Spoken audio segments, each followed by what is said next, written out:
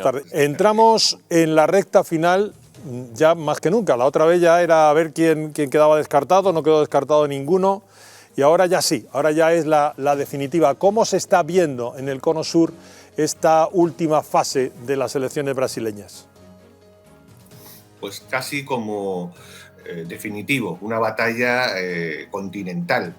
Va a ser decisivo lo que pase con Brasil, si apoya y consolida la nueva ola del siglo XXI, el socialismo del siglo XXI, que ya se está escacharrando nada más llegar en casi todos los países, o puede ser el principio del aborto de este segunda oleada del socialismo del siglo XXI, ¿no? Y todos lo tienen, pero todos, expresamente, tanto Alberto Fernández, que se la ha jugado por Lula sin esperar los resultados en Argentina, y como en Perú, como hasta incluso en Colombia o en Chile, ¿no? Pedro Sánchez. Y de Pedro Sánchez también, Vicente. Bueno, Pedro Sánchez también. Hay unas, entre comillas, buenas noticias, que Pedro Sánchez le ha dicho que va a ganar seguro Lula y lo apoya, y Zapatero está en viaje para estar ahí en Brasil, con lo cual dos gafes de ese magnitud, pues seguramente vamos a ver qué le pasa a Lula al final. La última hora, Vicente, sigue pululando los rumores sobre la manipulación electoral. Es evidente que la izquierda acusa a Bolsonaro de que si no gana, a pesar de que él ha dicho que respetará el resultado de la mayoría de los votos, y ahí es donde ellos se refugian, por otra parte Bolsonaro ha intentado reiteradamente dotar de garantías al sistema electoral y se le ha negado.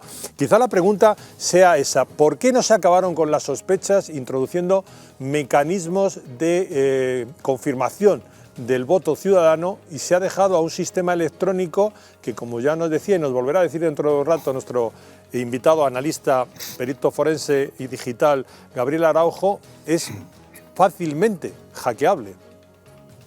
Sí, porque como ha ocurrido en los órganos altos de la justicia, en la que más de 2/3 fue nombrados por Lula, en lo que son las autoridades electorales, de tribunales electorales, pues tiene una obvia y aplastante mayoría de Lula y son funcionarios. Es decir, ahí no ha podido hacer rectificar nada Bolsonaro, ¿no?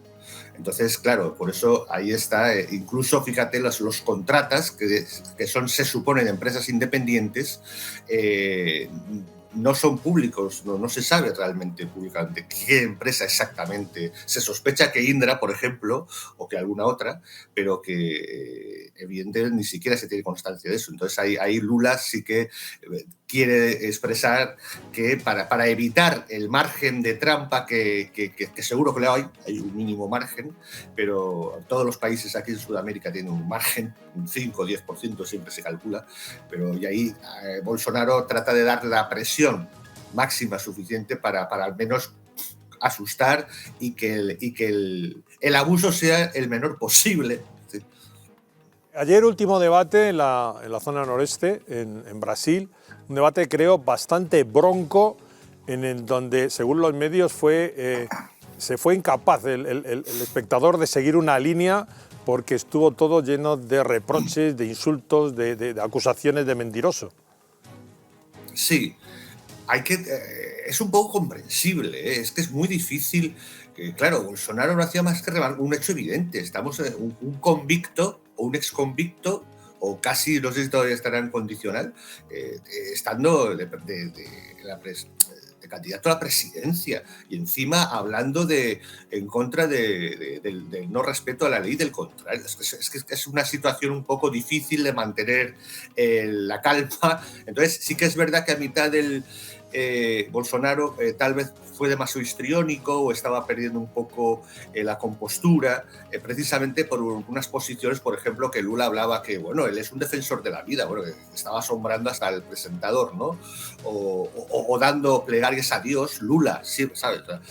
Era casi bochornoso el electoralismo que estaba haciendo Lula. Y por otro lado, Bolsonaro, en la última parte sobre todo, ahí sí que pasó por encima de Lula aplastantemente porque daba datos concretos. Cuando le decía algo de medio ambiente, Lula respondía, pero oiga, pero si en su mandato se quemaban 400.000 kilómetros cuadrados o no sé cuántos mil por año y en la nuestra lo reducimos a la mitad, pero si en tal la reforestación tantas mil y tantas mil hectáreas. O sea, daba datos concretos, ¿no? Y Lula no daba ni uno, más que nosotros lo hicimos todo y tal. Entonces, ahí sí que es posible que haya hecho mella y desde luego Lula trató de siempre pedir perdón, o sea, perdonando la vida a los demás, pedir perdón por la actitud del presidente. Y eso al principio a lo mejor pudo chocar la primera vez, pero cuando llevas ya 4 o 5 veces el Lula utilizando ese recurso, ya se notaba que no le quedaba nada, ¿no? En ese aspecto, pues la verdad, por supuesto, llegado a un punto, como tú has dicho, sobre todo a mitad del debate, se echaban las cosas que son obvias, ¿no? Que son obvias, pues que tú eres un criminal y el otro le acusaba de otra cosa y cosas así. En fin, una última cuestión, Vicente. En las últimas encuestas, al parecer, por los datos que tenemos, 4 de 7 de las divulgadas en las últimas horas colocaban en Bolsonaro a la cabeza. Parece que se ha ido a lo largo de estos últimos 15 días, se ha ido dando un poco la vuelta. ¿Tú crees que Bolsonaro podrá llegar o se va a quedar en la orilla? Vamos a ver, Bolsonaro en realidad yo me atrevo a decir categóricamente que sociológicamente ha ganado, es decir, ganaría seguro. La prueba está que en esta primera vuelta ha avanzado enormemente en las provincias, es decir, los departamentos, que ha ganado los suyos y ya tiene mayoría anti-Lula en las cámaras. O sea, sería un poco difícil explicar una victoria de Lula en realidad. Y si gana Lula, desde luego, va a tener problemas gordos, porque va a tener no solo los principales departamentos o regiones o estados en contra y a las cámaras, hacia el legislativo, en contra. Entonces, lo natural es que debería ganar Bolsonaro en realidad, pero ya estamos manejando una abrumadora, pero cuando digo abrumadora digo riete de España, ¿no? Aplastante, más media a favor de Lula, más, con lo cual eso da impunidad, claro, eso da impunidad a quienes están en los sistemas, obviamente, electorales, más justicia en ciertos ámbitos, sobre todo electorales, más, en fin, entonces eso hace que ese margen de, entre comillas, error a favor de Lula sea obvio. Vamos a ver si Bolsonaro lo supera.